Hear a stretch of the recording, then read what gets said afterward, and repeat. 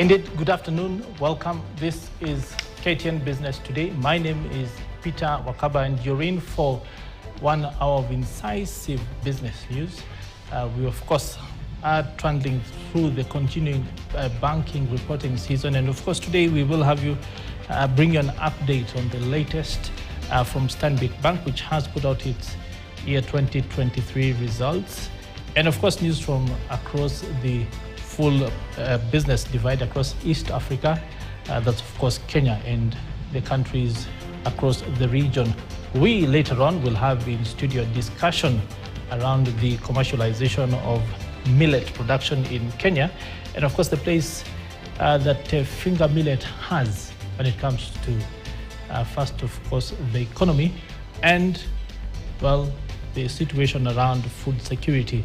They move to increase reliance on alternative food crops away from the traditional maize, wheat, and other staples. That, of course, after the news.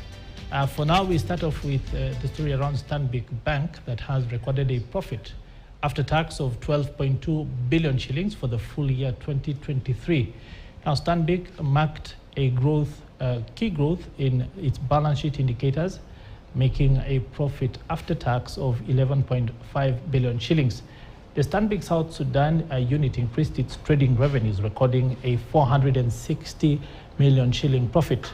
Now, this profit was driven by growth in non-interest income and by reducing costs. Continue to report a strong growth in revenue and balance sheet aligned to our strategy. Our capital, liquidity, and funding continue to remain strong.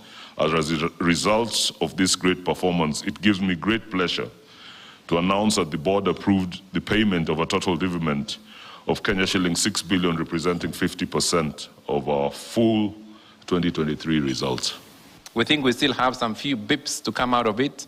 So the near-term measure you will see from a slide I'll show you is still shying below 43%.